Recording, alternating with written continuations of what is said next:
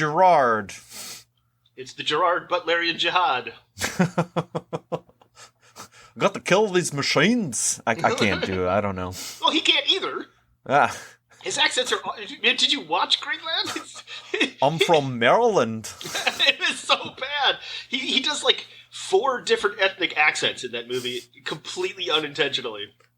Son, you're from Delaware. Gentlemen, let's broaden our minds.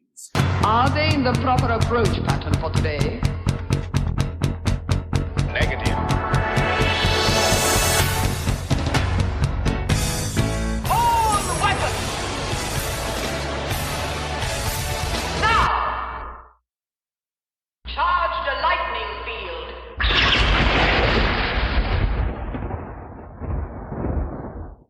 And the devil wears denim, like all denim. You know what? If there's one thing I do believe, it's the devil wears all denim. That he's Canadian? Yes. Greatest trick the devil ever pulled, eh? You don't know the devil. He's from Canada. Yes. All right. So we are talking about dragons again today on Dispatch Ajax. Yes, that's right. And not just the ones that we draw in our diaries, but... Or the bad ones we sit on.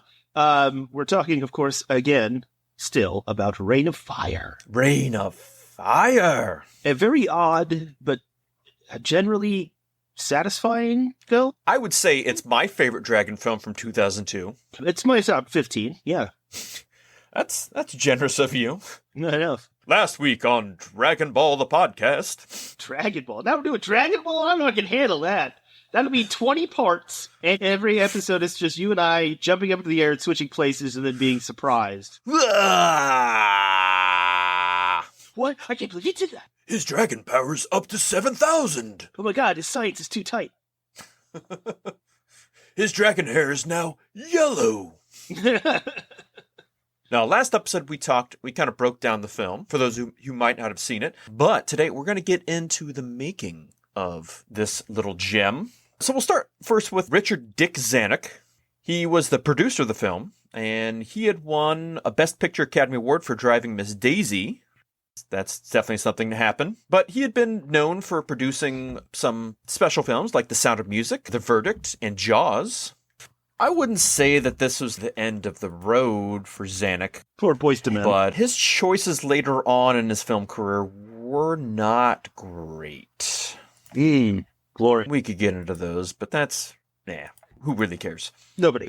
A lot of these quotes will be coming from Matthew Greenberg, who was one of the screenwriters on this particular film, punching some stuff up on it. It's a good thing for a screenwriter to do. Yeah, work on the script. Yeah. So the original script was a spec script. For those of you who don't know what a spec script is... Oh, do tell. It's when someone isn't necessarily hired for a project. They just kind of come up with their own idea and then shop it around to see if anybody wants it. I believe spec is short for speculative. Speculative, yes. The non-commissioned, unsolicited screenplay. Usually written with the hopes that it would be picked up and optioned for a film. Starring Bruce Willis. So the original script was a spec script that was written by these guys who I don't think have ever written anything before or since. These Wisconsin guys, recalled screenwriter Matthew Greenberg. I remember reading about it, and when it sold, and thinking, why didn't I think of this? This is great. It sort of had to be written by people who weren't in the film industry, because if you told anybody the pitch was Dragon Apocalypse, they'd be like, get the fuck out of my office. Who let you in here? Those Wisconsin guys who Zanuck had read the script of and then took a gamble upon were Greg Chabot and Kevin Paterka. Good Irish names. Who never had anything made after that. Of course. They went back to being waiters. Truly bizarre if you think about it. It's guys who came on the scene, wrote the script. It not only got picked up, but then made into a full film with stars and a budget, and an up-and-coming director, a producer who've won Academy Awards behind it, and then off into the sunset, never to be seen or heard from again. Yeah, like James K. Polk or Johnson or Eisenhower, like they will not seek the nomination. Job done. We did it. Dragon Apocalypse done. Dragon Apocalypse now. So they saw it as kind of a merging of medieval and the military. And a lot of people said it was something they hadn't really seen before. As Greenberg went on, It wasn't only dragons. It was dragons in modern day in sort of a fucked up setting. In Hollywood, it's very interesting because you're dealing with vast amounts of money, and everybody's super scared. Terror and anxiety and envy are the three major emotions that you pass through. Where Dick was brilliant, Dick Zanuck, the director, not the director, but the producer. Okay, all right. Where Dick was brilliant. Where Dick was brilliant was he understood the balance between risk and safety. He always knew you could play it safe and you might get lucky, but when he saw something that really spoke to him, from our first pitch, he got it. He understood it where at least I was coming from, and with his son Dean, who was also a producer and extremely smart, they were able to guide it through the initial stage of development. And his brother Hank. Boy, howdy. Gosh. So Greenberg was also a young writer at this time, and was considered the guy who got to punch up the script and then kind of make it from an idea story into a shootable script that would work in Hollywood. But unlike his last two projects that he worked on for Dimension, Mimic and Halloween H2O, Greenberg had read the script and fought for Reign of Fire. He wanted to be on it. He wanted to be a part of it. He was not just a fan of the early draft, but he was also someone who had a background academically, being part of a medieval studies major in college. So it's something that he had a passion for. Yes, I remember studying dragons in college, too. Dragon majors, it was all the rage. I did a lot of dragon theory. I would suggest Cole Woodcock's good professor, a lot of dragon theory. Cole, if you are listening to this... Which he is definitely not. I cherish you in my heart. You are not only a great professor. Absolutely. You are a great man. And I think Skip and I both love you to pieces. Yes. Intentionally didn't do my requirements for my major so that I could take as many of his classes as possible. I wish I would have taken more. He's a fantastic... We should send this to him. Yeah. This thing that we're doing, talking about the making of a dragon film. I took his film classes. I think I took 2 film classes with him. Yeah. I took British cinema and then, what was the other one? Cinema? I don't know. I don't know. General cinema? And then I took his queer cinema bonus after school thing. It was called Inquiry. He only taught in Northeast Missouri because he was taking care of his elderly mother. God damn. I just pulled up a picture of him. I think on the Council of Public Liberal Arts Colleges. He looks fantastic. Of course he does. He's the executive director. He might be a Highlander. If he is bathing in young undergrad blood. Oh, great dude. Amazing person. Anyway, he's a lot like dragons. Yeah. Coal, dragons, everything else. That's my love list right there. Everything else is in this gray area underneath. Lost in his salt and pepper hair. What was I saying? Who cares? The first script I read would have cost $300 million, and that was not going to happen, said Rob Bowman, the director of the film. Rob Bowman. Who was eventually brought on board to direct. It was too big and too expensive, but I knew how to pare it down and what to focus on. And I didn't think anyone else was going to make it. I didn't feel, probably arrogantly, that anyone else knew how to make it except me. I guess that's the armor I have to put on to say I'm the only one who can get the story to the audience. I knew what elements were, what the recipe was, what would make it worthwhile. Tanks and castles, soldiers and dragons. I hadn't seen that one before. Yeah, and all of this arrogance comes from his experience directing the lackluster X-Files movie and several Star Trek The Next Generation episodes. Rob Bowman, he was just coming off the X-Files movie, the first one. Yeah, the only decent one, but also kind of sucks. It wasn't great, but it made a bunch of money. It did super well. He had also done a bunch of episodes of the show. I think there's a lot of crossover between TNG directors and X-Files directors, like Cliff Bowl. I think he did a bunch of both. So, anyway. Yeah, possibly. It doesn't matter. Yeah, he did 13 episodes of Next Gen. Yeah. He was kind of not necessarily journeyman. He would get one episode here, another episode there, whether there's Alien Nation or Baywatch, Dark Shadows. Actually, I wanted to go over his filmography. Yeah. Let's talk a tiny bit about Rob Bowman. I care about you as an actor. Director. This is like his filmography is a B-movie, or at least a B-list geek who's who. And fuck all the stuff that he's done since Let's start with 2005 when he did one episode of the remake of Kolchak the Night Stalker. All right, I think we should go before then. Oh, I know, I'm going backwards. I mean, that's the latest. Let's not go anything after that. Okay. Let's go back to 86 here. What, Stingray? All right. 21 Jump Street? Yeah, he did an episode of that. Werewolf, which I've never heard of and sounds awesome. Yep, don't know that one. Oh, I looked into Probe. Very interesting. I went down a rabbit hole with that one, and we should talk about that more later. This is a sci-fi detective show. Okay. The Highwayman. Okay. MacGyver. Everybody's got to have a MacGyver episode. Alienation, the TV show, of course. Mm-hmm. Baywatch. One magical episode, I guess. Mancuso FBI, that's funny. Hardball, don't know what that is, but... Charlie Battles is a veteran cop who's been assigned to a desk job. But obviously TNG, Midnight Caller, that's interesting. The remake of Dark Shadows. Y'all. Quantum Leap, classic. Parker Lewis Can't Lose. I think he did, though. Which he did a lot of. He did 12 episodes of Parker Lewis Can't Lose. I love that show. It's so popular, in fact, in a weird niche way that they even came out to compete with it, a Ferris Bueller's Day Off TV show. Because that's kind of what Parker Lewis was, but he was more quirky and cartoonish. And then here we go. The Adventures of Briscoe County Jr. Yeah, I knew you'd have to mention that one. Well, you have to. And then, of course, Mantis, if everybody remembers that one, that is one of the Sam Raimi produced TV shows. I think that is probably an episode worth. Oh, I agree. I remember watching the shit out of that show. But I mean, he did 34 episodes of X-Files. Yeah, that's a lot. And the movie. Yeah, the movie. And Lone Gunman. And he did one episode of Lone Gunman. Well, so there was only like 6, so that's still a pretty good chunk. It's a good percentage. And then Rain of Fire after that, and then right after that, Elektra. Well, 3 years later, did Elektra. 3 years later. I think it was... All right. He has a bit of a name. He's done a couple things. One that's viewed as good. The other one is not viewed as good this time. Gets Elektra. Elektra also shits the bed. Though I will say, maybe obviously to his credit, the director's cut is a far superior film. I thought you said that about Daredevil.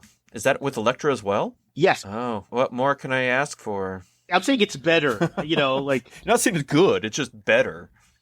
Yeah, no, it's exactly. It's not good. It's just better. It's just like with Daredevil.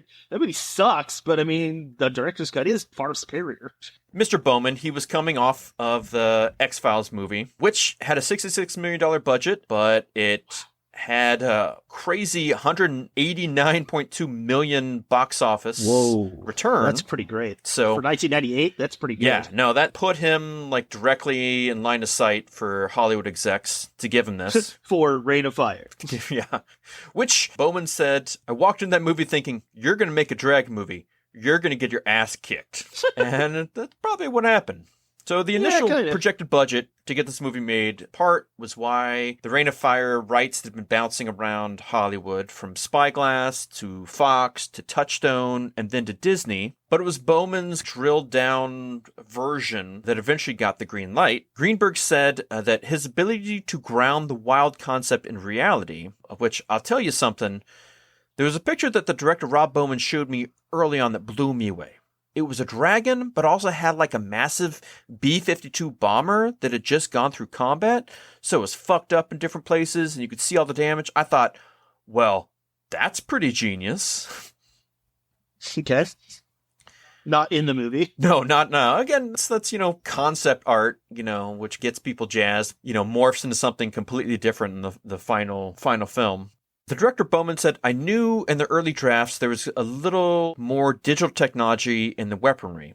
I think there was a laser sighting and RPGs. The problem with anything you can use at a distance is it doesn't require much courage from the character. The version I came up with was more hand-to-hand, which is impossible really, and no different than tangling with a shark or handling a tiger. It's like, what did you expect the outcome to be? You're going to be dead, dead, dead. So it's LL Cool J in Deep Blue Sea, and then that inexplicable scene with Matthew McConaughey. Yeah. I think that's was his thing. Greenberg said the idea they're not referred to as such in the movie, but in the script they were firemen. It was this whole idea of firemen as the latter-day knights going up against kind of on the nose. Obviously this mythic threat. I had some friends who were all, that's stupid, that's so dumb. And I was like, fuck you. I mean, friendships were lost over this, said Greenberg. It is dumb, though. That's on the nose. Yeah. That's almost as bad as Fahrenheit 451 to using firemen. I mean, come on, let's... I would say that's definitely more on the nose than this, but it's pretty on the nose. They're both pretty on the nose. But, I mean, you're making like a dragon action movie. I mean, maybe a little bit of no subtext, just straight text might really help the audience. So they secured a tax break in Ireland, and the production headed there for 90 days of principal photography. In Greenberg's words, there was nothing easy or normal about the shoot. That wasn't just the fact that the blackened wasteland that was described in the script was not going to physically be created in one of the luscious places on Earth. They asked me to take that stuff out of the later drafts, and I was like, why? And this guy said to me, well, it turns out that Ireland is really green. Greenberg laughed off. I go, you realize it's called the Emerald Isle, right? There was also an outbreak of foot and mouth disease, which meant the bodies of sheep on nearby farms were being burned in these spires of fire and smoke that was just wafting onto set. That's perfect, though. Use that. And despite there being 30,000 castles still standing in Ireland, Reign of Fire's big set was built from scratch, piece by piece. Oh my God. Apparently people would then be driving along, tourists, and they'd see this castle and go, "Ooh, this castle isn't on the map. Let's go up and see," Greenberg said. And then they'd have to get shooed away by the crew. It was Disneyland Europe, they thought. Yeah, probably. The genius of it was no one had done a truly authentic, ultra-realistic dragon movie, or set an environment that seems real, Bowman, the director, said, and that he wanted the dragons to be, quote, natural geographic authentic. I felt that like real dragons. Like real dragons. Right. I felt that if I could get the audience to just accept one thing, which is dragons, then I would provide an ultra-realism around it. Well, one thing that was definitely real was the actors that were brought on. So you had Christian Bale. He was on a quote, real journey with this, and the hard sell the studio felt because he wasn't bringing much box office pull. In fact, it was nearly a showdown between two muscle men from the 80s for the role, Arnold Schwarzenegger and Sylvester Stallone. Oh, God. The producer had asked me if I would consider Stallone or Schwarzenegger, Bowman had said. Sure. I said the problem with that is that I know who's going to be alive at the end of the movie, and I know what's going to happen to the dragon. I kind of torpedo the dragon's menace and threat from the beginning because I have that impenetrable, perpetually victorious actor character if it's Arnold or Sly. Those guys have such a huge screen presence. I'm already asking the audience to say, okay, there's fake dragons in this movie, the villains. I couldn't ask them to do anything else, like believe that Sylvester or Schwarzenegger weren't going to totally beat the shit out of these dragons. And it wasn't just the studio Bowman had to convince about Bale. It was Bale himself. Bale said, I flew over to Berlin where he was filming, Bowman was, and met him in the restaurant at the Four Seasons. And what I remember was that the very pleasant and fine-mannered, but he looked at me and held the script up with one hand and said something to the effect of, what are we going to do about this? And I was like, Christian, I'm reading the same script you're reading. I know what it is, and I'm going to fix it. And he said, okay, tell me what it is. And I told him that to me, it was really a story about the strength of the human spirit. It could have gone horrendously wrong, like a movie could, but I thought this one could be even more hideously wrong than most when, you're dealing with dragons, said Bale. So he kind of had to get convinced, and he was, and then Bale was like considering what to do to get himself up to this role, and he was like, all right, I need to I'm going to fight these dragons. I need to bulk up. But that was discouraged due to the post-apocalyptic nature and food being scarce. And he's like, well, I'm probably going to be, a little more skeletal and need to portray that. A little more machinist. But once he saw his co-star come on set, he immediately regretted that and started a vigorous workout routine because his co-star was Matthew McConaughey. Ripped Matthew McConaughey. It was McConaughey, who had the idea to don Polynesian-inspired dragon tattoos, something that meant he would spend hours extra in the makeup chair each day, but was supposed to be somewhat of a tribute to the famous New Zealand rugby team, the All Blacks. Wow. Greenberg, the screenwriter, said, "That dude committed, man. The director told me stories how we would get these calls from Matthew, you know, when we were still in pre-production, and Matthew would talk to him not as Matthew McConaughey, but as Van Zandt." Bowman later confirmed that these phone calls did happen and that McConaughey was in character as his Dragon Slayer military persona. Oh, yeah. But maybe a little mythologized than people would say. Bowman said, "He's a funny guy. He's got a great sense of humor. He was tenacious and ferocious in his commitment to playing that role. Matthew basically told me that I wasn't allowed to make the movie without him in it. But it wasn't only on the set. Before he got there, McConaughey had sought refuge at his own ranch for 2 months just to get into shape for his upcoming role. Matthew performed non-traditional training methods like running behind a truck and wrestling cows." The actor said that he owned 70 cows and he would throw his shoulders into them and grapple them to the ground and get them into headlocks. McConaughey said it was a great way to stay in shape. So mean. The actor ran 4 miles a day and would go out to perform boxing workouts at a gym. He did a bunch of weight training and performed supersets to increase the intensity load on his muscles. And I remember reading a story from Alexander Siddig, who said before McConaughey was coming to set, people were like, all right, don't call him Matthew. Just call him Van Zandt. Don't look him in the eye. And Sid is like, I'm not going to do that. What's he going to call me, Elvis? And that explains why he has one line in the film. Yeah, and then he apparently said, I didn't end up calling him anything. We just didn't talk. Poor Alexander Siddig. He's always getting screwed like that. But the real star of this film were the dragons. They were real divas, demanded their own trailers. Just call me Dragon. I only wanted red M&Ms! Bowman wanted to ground his dragons with as much, quote, ultra-realism as possible. A key element that fans still love to dissect to this day. This medieval meets military aesthetic envelops the whole film. Now, there are major modifications during pre-production, some even during production. This was due to a threatened writer's strike, which not only shortened the pre-production phase, but also significantly affected the creature design process.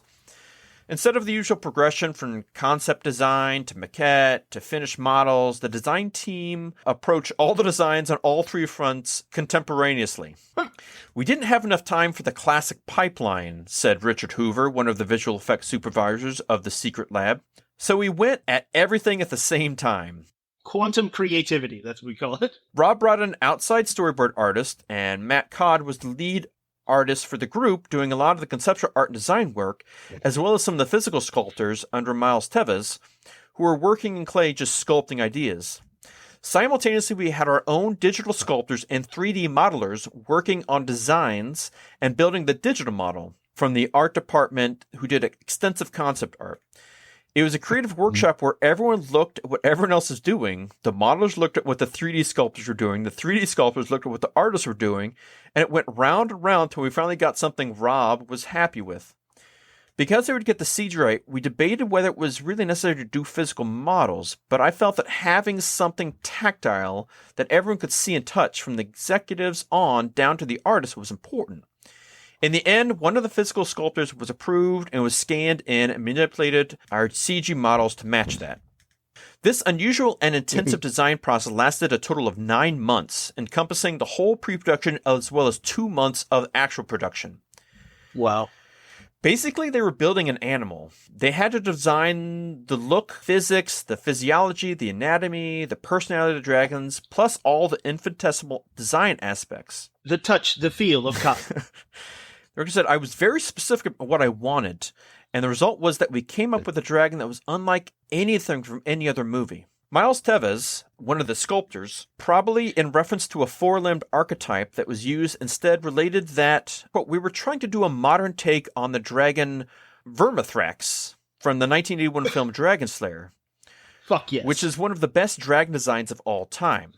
Oh, easily. However, Vermithrax had the body of a snake with the tiny little chicken legs, and our dragons needed to be more robust. Yeah, that dragon's more like a Chinese dragon. Yeah. Deliev also commented the connection with Dragon Slayer, quote, for the director Rob Bowman, Dragon Slayer was always the one to beat, and he wanted to build off of that in a unique way. At hundreds of comic books, Chinese and historical mythological drawings. A lot of them had humanoidish qualities, but Rob wanted to stay away from that. Bowman's intentions were, quote, to make dragons that like real animals that could exist on Earth. Dan Deleuve, Deleuve, I don't know how to say his name. It's a lot of vowels. Was one of the visual effects supervisors and the creature specialist, quote unquote, among the crew. When most people think of dragons, the images are based on mythology. When we did research on dragons, most of the image showed ornamentation on the head, spikes on the back. We wanted to make the dragon look like it really existed. A paleontologist was even called for consultancy, given the creature's mysterious prehistoric origin. The designers did not want to overly resemble other Mesozoic reptiles. One of Rob's goals was that the dragon would look reptilian, but we didn't want it to look like a dinosaur. So when early designs came back with the strong jaws like a T-Rex, we went back and slimmed those down and made them look more snaky. Early digital tests also featured longer necks and other reptilian traits, like a snake-like outgoing tongue, which were later discarded in the dragon designs. Some iterations also featured varying numbers of teeth and rows inspired by sharks, and that's another discarded idea. So they were mostly inspired by reptiles and bats. Particular attention was given to the wings and the proportion in relation to the body. Deleuve said, the front legs are part of the wings, and if we made the wings too big, the dragon couldn't walk. The wing size and legs had to be worked out so the dragon did not walk like a gorilla. The wing structure was mostly based on bat wings, with a long bone at the wrist extended back, with the fingers coming further down the arm. When on the ground, the fingers supported the membrane fold back, creating scalloped edges and silhouetted the idea for backlighting. Ultimately, the surface of the dragon's skin was covered with 1,000 individual digital scales, able to overlap and interact realistically. In addition, displacement maps are also used for additional detailing in certain parts of the body, including some regions of the head. They even suggested that dragons have like a history of scars. Female dragons were conceived to be 160 feet long with a 240-foot wingspan, while the bull male dragon, the first dragon awakened, is instead 180 feet long with an enormous 320-foot wingspan. Seems much bigger than that in the movie, though, like compared to the females. Yeah. To me, it just seems way bigger. Yeah, than the it looked females. like 3 times as big in the film. But maybe that's just the scale. I don't, it's hard to say. One last thing I forgot to mention last episode about, just plot narrative and stuff. They do mention that the male dragon, they behave like fish, kind of, with their mating. Mm-hmm. Okay, so you've got a whole cavern of eggs or whatever, right? Or field or what have you. Possibly. No, they mention that. Well, I mean, we don't see it. No, but so what they tell you is that, like certain aquatic animals, the male dragon will come by and spray his semen all over the eggs, of which there are thousands of all of these females. That right there is the rain of fire, my friend. Can you imagine the horror of the day when he finally inseminates these eggs? So what you're telling me is this giant 360-foot wingspan dragon shoots all over the Scottish Highlands. Yeah, the little dragon cocky. That would be the worst day of the entire thing, right? All right, if humanity's on the brink and they're starving, right? Do they all put up cups and buckets? Oh, eat the eggs, man. Well, I mean, you got to eat everything that the dragon provides. I mean, hey, to each their own. I don't know. If you're that desperate, sure. Hey, if death or dragon come, as many important philosophers have said, give me death or give me dragon come. As they're always saying. Mm-hmm. Mm-hmm. So the dragons were based on a lot of animals, like we'd said before. Crocodiles, lizards, and snakes were used as reference to both the skeletal structure and the scales of the dragons. They're also hawks and birds. Quote, there had to be some relatability to the various predators that exist. The skin had to be the same skin as you'd find on a king cobra with a little texturing, let's say from an alligator. In the end, the dragons drew on everything from Komodo dragons to elephants and lions, hints of sharks, and even Lamborghinis to keep things sleek and sexy. The dragons drew on everything from dragons to... Yeah. We really wanted to make these dragons kind of, I don't know, look like dragons, so... Bowman insisted on ditching traditional fire breathing, and again looked to the animal kingdom for inspiration. The king cobra, once again, was a great starting point. It doesn't spray fire, but it can spit its venom. Even more useful was the bombardier beetle, which shoots two chemicals from its abdomen that once mixed create a hot, burning spray. Bowman used these real-world examples to inspire his own dragons. They don't breathe fire exactly, but rather spit chemicals from two different sacs in their mouth, which combine and ignite. That's anatomy. That's already been designed, so we're going to draw from that there. That's anatomy. It's anatomy. Manj. One thing they also drew from, one day, Bowman came over and said, just think of it like Bela Lugosi. And he got down on all fours and started crawling on his forearms, putting his hands in front of his face. Wow. From that, we made a walk cycle where the dragon draws its arms and wings across its body, giving it a shrouded, mysterious, vampiric look. We brought in Nicolas Cage. In early script drafts, the creature was envisioned as a female. The, quote, dragon queen, nicknamed Ashley by the production crew, which the other dragons would then be drone males and mate with her. At a certain point during script revisions, it was decided to show a dragon egg. But because the scene was featured before the climax, the sexes were switched. The queen became a king, and the other dragons became females. Following this change, several redesigns were attempted but ultimately discarded, with the bull male's final design reflecting evident sexual dysmorphism is present. Its head is proportionally different and features longer horns and a cobra-like hood on its neck act as additional threat display before the creature strikes. The duty to give life to about 130 shots of the fire-breathing reptiles was given to the Secret Lab, Disney's in-house visual effects company, which was disbanded shortly after production on Reign of Fire was completed. No. There was construction of a massive prop that was commissioned to Artem, a special effects house of London. It was the biggest project they had ever had given to them. But the dragons didn't stop here, for they had a long-lasting reach. Bowman said, I first consciously noticed that particular fire-breathing detail of the twin chemicals and whatnot in the Harry Potter and the Goblet of Fire, but having come out 3 years after Reign, the concept was clearly borrowed. The Harry Potter wiki about the Hungarian Horntails actually credits the innovation to Reign of Fire, noting that the chemical liquid method was borrowed later on after that by Game of Thrones, and in the film The Gods of Egypt as well. Ugh. A lot of the more realistic look for dragons and a lot of the basic CG artistry was taken from Reign of Fire and used, especially in Game of Thrones, as kind of like a base work to then build on. So a lot of like why dragons look so good in those projects kind of can be related back to Reign of Fire and what it did first. So Reign of Fire spent a year in post-production once the Ireland shoot had wrapped. And given its $60 million figure, which had been whittled down from the earlier projected $300 million figure, Greenberg considered that a technical achievement. Quote, if we made this movie today, we could have done everything because we have the technology. But back then we had stuff, but we didn't have nearly the access of what we do now. In the end, it got made.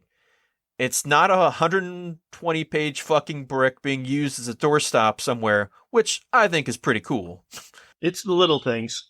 Unfortunately, the Dragon Apocalypse would-be blockbuster crashed and burned at the box office in the summer of 2002.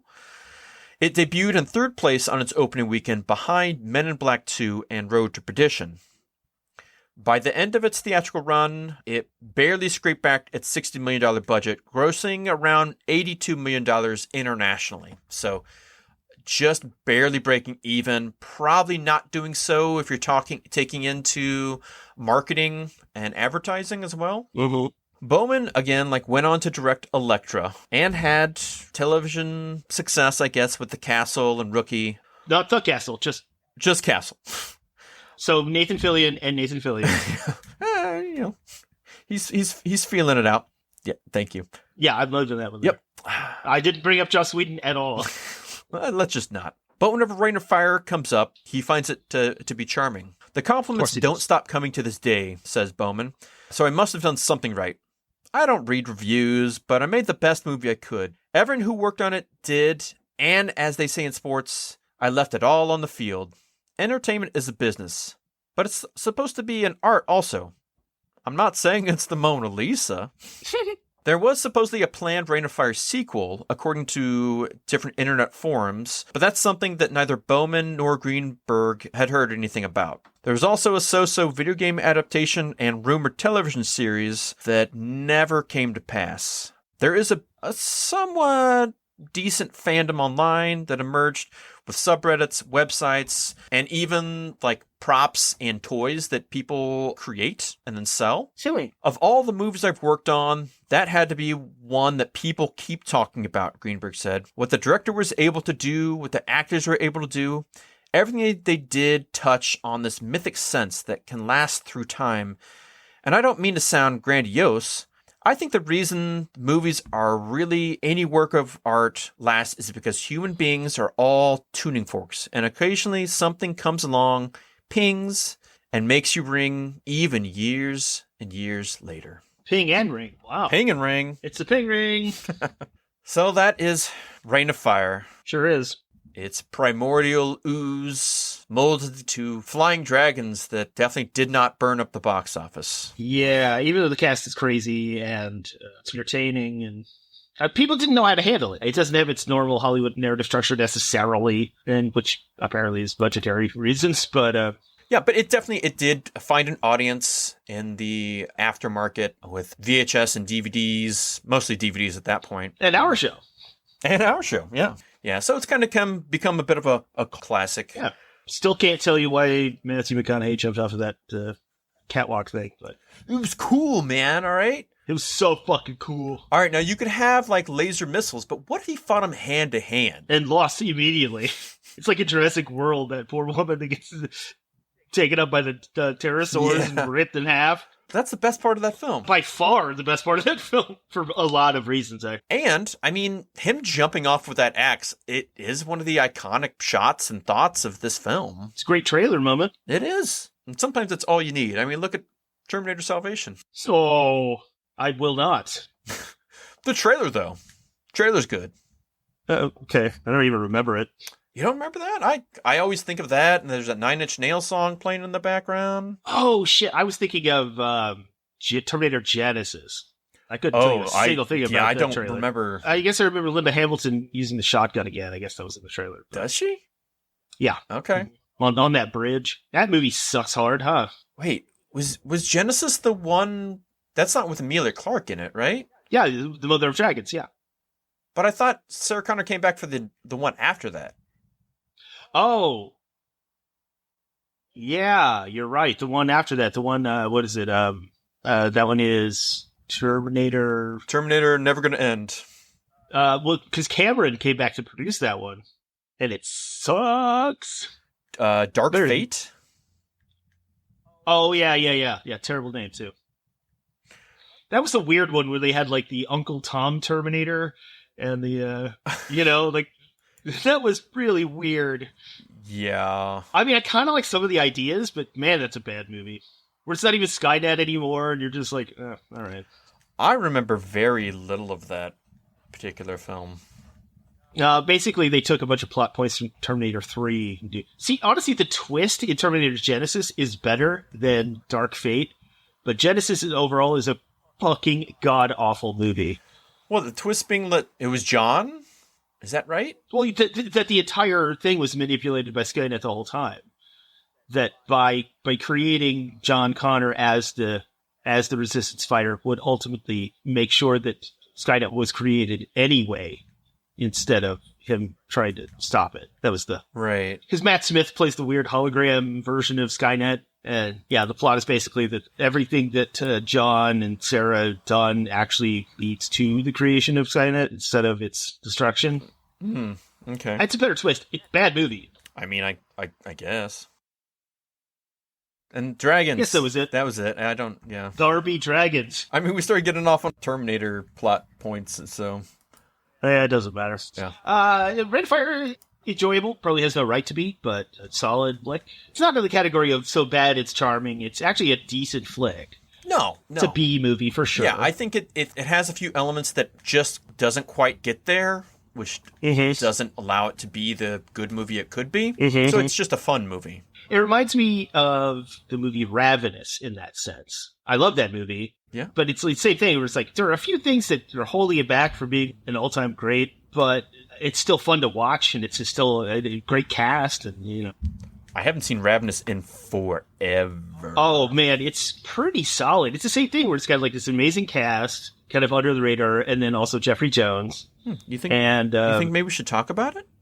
I think we should do an episode of Ravenous. I think it's on the same level, honestly, as Reign of Fire. Epic. Yeah, no dragons, obviously. Obviously. No Rob Bowman. Where's Udo Kier when you need him? I say that every day, though. Oh, yeah. He's hiding in the closet. It's where he's at. I wake up in a cold sweat screaming Udo Kier. Then I roll over, and it's Jurgen Pronchow, and I'm like, ah! And it turns out it's just a nightmare I had. Skip, go back to bed. Shut up, Das Boot. Get out of here. I'm going to Das Boot you out of bed. I'm going to sink that ass. Sorry. That's odd. Yeah. Do you meet Sutter Kane? Anyway, that's Reign of Fire. Yes, I do. That is Reign of Fire. That is Reign of Fire. Check it out if you can. Check it out!